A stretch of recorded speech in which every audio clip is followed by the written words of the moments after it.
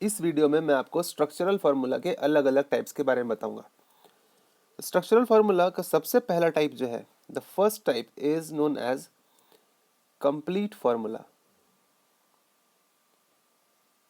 इसमें हम पूरा पूरा डिटेल्स इसमें देते हैं।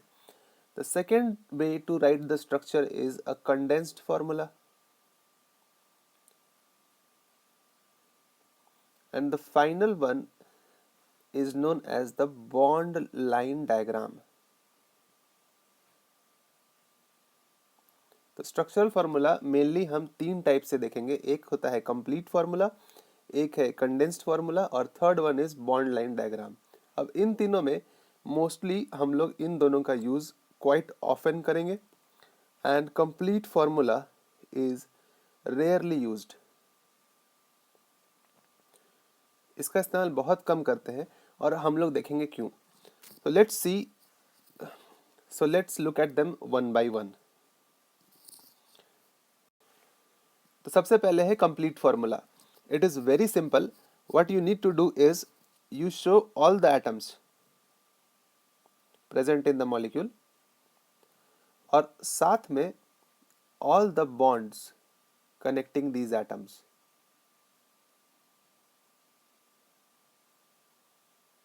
Connecting them. So this is very simple because you have to show everything. For example, let us take a molecule C3H8.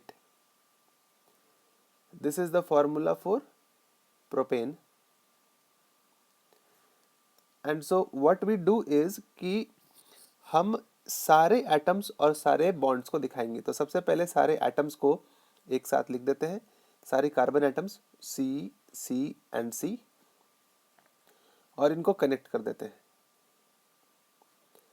And remember कि हर कार्बन एटम 4 बॉन्ड्स बनाता है।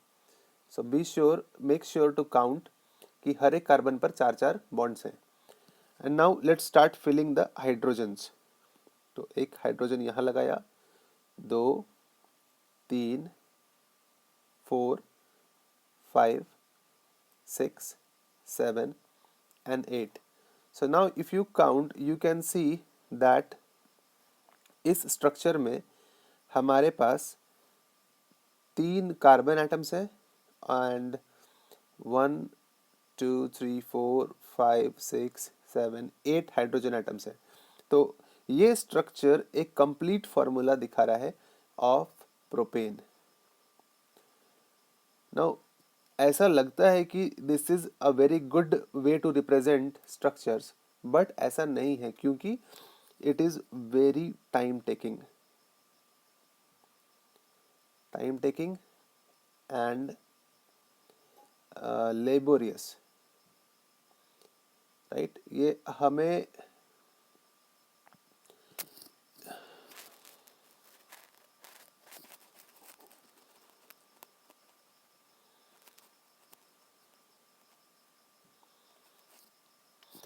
अब तुम ऐसा सोचोगे कि ये स्ट्रक्चर तो बहुत ही बढ़िया है क्योंकि इसमें हम सब कुछ देख ले रहे हैं, सारे बॉन्ड्स और सारे एटम्स, एवरीथिंग। बट ऐसा नहीं है because we have better options. This structure, अब तुम सोच रहे होगे कि ये स्ट्रक्चर बेस्ट है बिकॉज यहाँ पर सब कुछ दिखाई दे रहा है, सारे एटम्स भी और सारे बॉन्ड्स भी।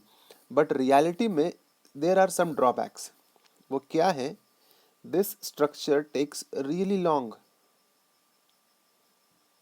To draw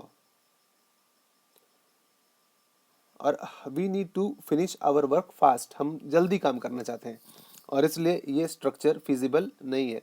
and this is for a very small molecule.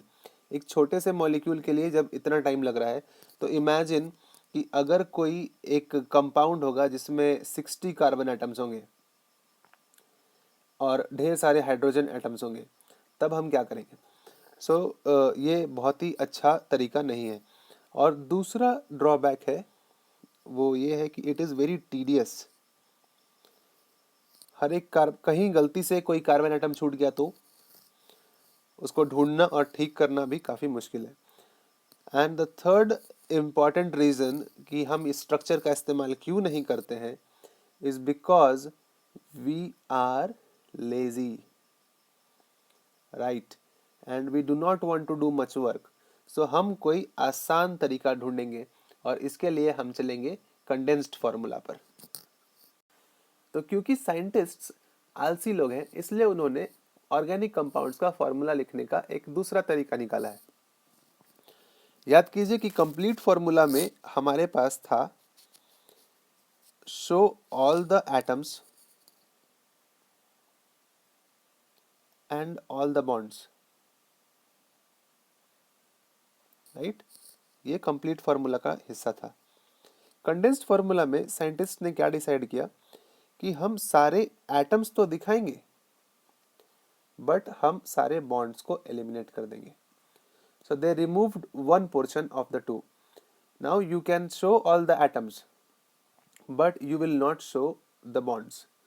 तो अगर पिछला एग्जाम्पल हम लेकर चले C3H8 का, तो कंप्लीट फॉर्मूला था C and you write hydrogen here। ये कंप्लीट फॉर्मूला था। इससे कंडेंस्ड फॉर्मूला में जाने के लिए we will show all the atoms but not the bonds. सबसे पहले पहला कार्बन एटम बनाया and then look how many hydrogens are connected to it. इस कार्बन से कितने हाइड्रोजन जुड़े हैं? 1, 2 एंड 3।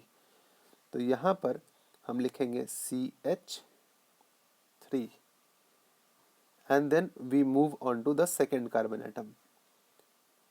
इस कार्बन, सेकेंड वाले कार्बन से 2 हाइड्रोजन्स जुड़े हैं, इसलिए इसके आगे H2 आएगा। और similarly the third carbon has 3 hydrogens, तो वहां पर हम 3 लगाएंगे। तो ये इसका कंडेंस्ड फॉर्मूला बन गया। कुछ लोग एक रिलैक्स्ड अप्रोच लेते हैं और वो कार्बन कार्बन का बॉन्ड दिखाते हैं, तो this formula is also valid. याद रखने वाली बात यह है कि CH3 लिखने का क्या मतलब है। CH3 का मतलब है ये 3 हाइड्रोजन है और ये तीनों